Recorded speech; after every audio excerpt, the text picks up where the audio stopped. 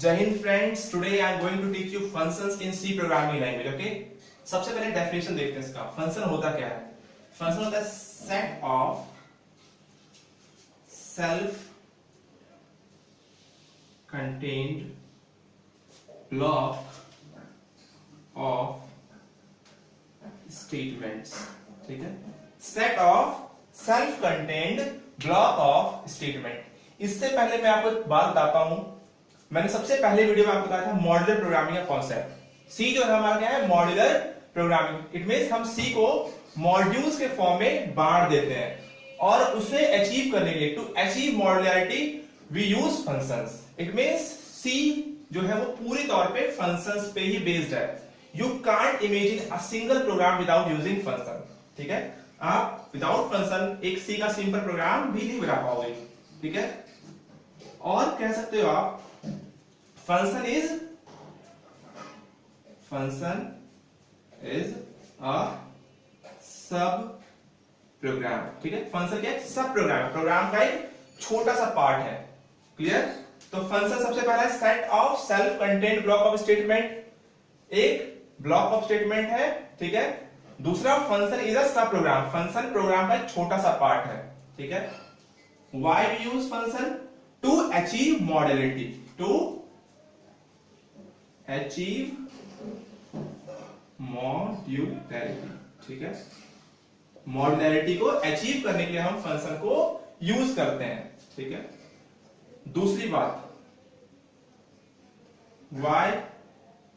Y function. Function क्यों?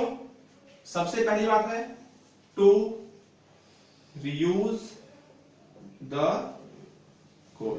ठीक है, आपको एक ही बात को बार बार ना लिखना पड़े। ठीक है, उस काम के लिए हम फंक्शन को यूज करते हैं। एक फंक्शन आपने बनाया, ठीक है, और उससे आप कई बार कॉल कर सकते हो। You can call your function n number of time. ठीक है, to reuse the code, code को बार बार रीयूज करने के लिए, to achieve modularity, modularity achieve करने के लिए।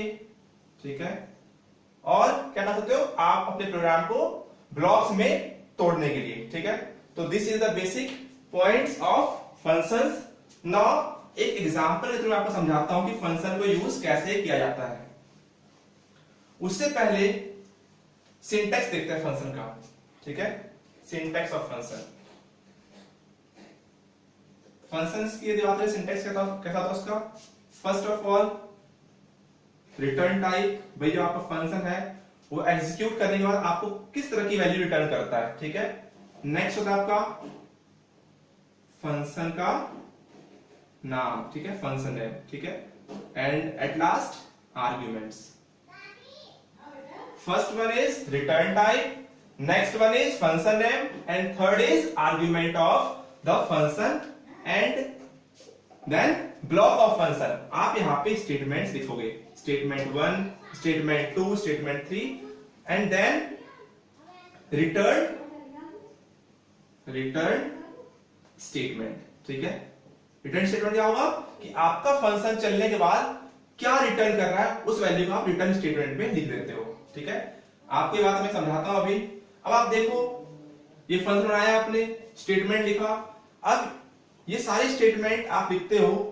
अब दोबारा से जब इसकी रिक्वायरमेंट हो, दोबारा आप इसे लिखोगे नहीं, इसे आप कॉल कर लोगे आप अपने प्रोग्राम के किसी भी एक हिस्से से। ठीक है, now let me describe an example. एक एग्जांपल समझाता हूं मैं आपको। For example, has include studio.h, has include conio.h, void। देखो, आपको पता ही है void में भी एक फंक्शन है। ठीक है, जो एग्जीक्यूशन का स्टार्टिंग पॉइंट था प्रोग्राम का। ठीक है, नाउ अब क्या करेंगे? ठीक है, अब करना क्या हमें? int a, b, sum, तीन वेरिएबल्स लिए।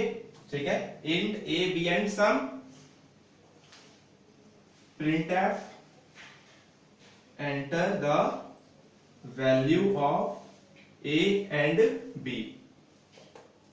कैसे करवाओगे? स्कैनर से एंटर करवाते हैं, पता है आप लोगों को।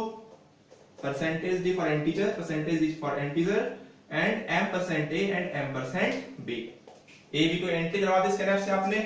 नाउ सम इक्वल्स टू, अब क्या करेंगे यहां से एक फंक्शन को कॉल करेंगे, फंक्शन बनाऊंगा जिसे हम कॉल करने जा रहे हैं। ऐड नाम का फंक्शन होगा, ठीक है, और इसमें आप ऐड नाम के फंक्शन में दो आर्गुमेंट पास कर दोगे। कौन कौन से? ए और बी को, ठीक है, पास किया आपने। Now print F sum equals to percentage D comma sum, ठीक है, गेट से लगाया यहां पे। अभी आपने एक फंक्शन कॉल किया ऐड नाम का फंक्शन, जिसमें आपने दो आर्गुमेंट पास कर दिए ए और बी, बट ये फंक्शन है कहां? ये फंक्शन आपके प्रोग्राम में इसके नीचे होगा, यहां जगह नहीं, मैं आपको यहां दिखा देता हूं, ठीक है। क्या है function? Add. Integer value return करेगा वो, तो इंट टाइप की रिटर्न टाइप हो गई।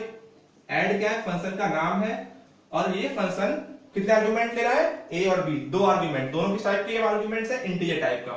तो यहां ले लो इंट, कुछ भी ले लो यहाँ पे x और इंट y, ठीक है ना।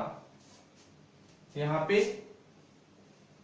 Int add equals to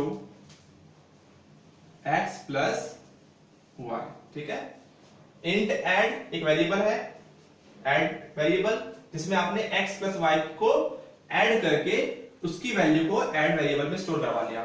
then बताया था मैं आपको रिटर्न स्टेटमेंट, रिटर्न ऐड, आपने यहां से ऐड को रिटर्न करवा दिया। अब ऐड यहां पे आ गई, इसकी वैल्यू स्टोर हो गई, और ये फिर सम के पास जाके स्टोर हो जाएगी, ठीक है। एक डायग्राम को समझाता मैं आपको। वेरिएबल ए, वेरिएबल बी, आपने स्कैनर से करवाया यहां पे 5 और 6, ठीक है, दो स्टोर कर दी वैल्यू यहां 5 और 6। ऐड को कॉल किया, तो ऐड में क्या पास हुआ?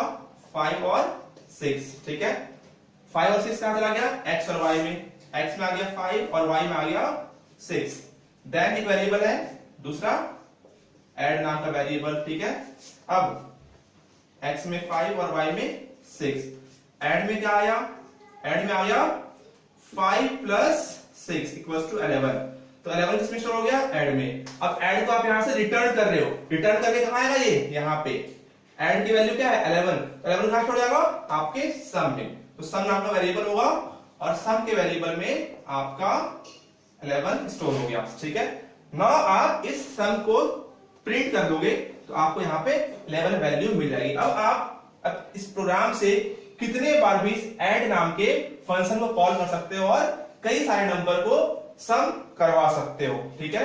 आई होप आपको फंक्शंस का एक छोटा सा एग्जांपल समझ में आ गया होगा। Thank you very much.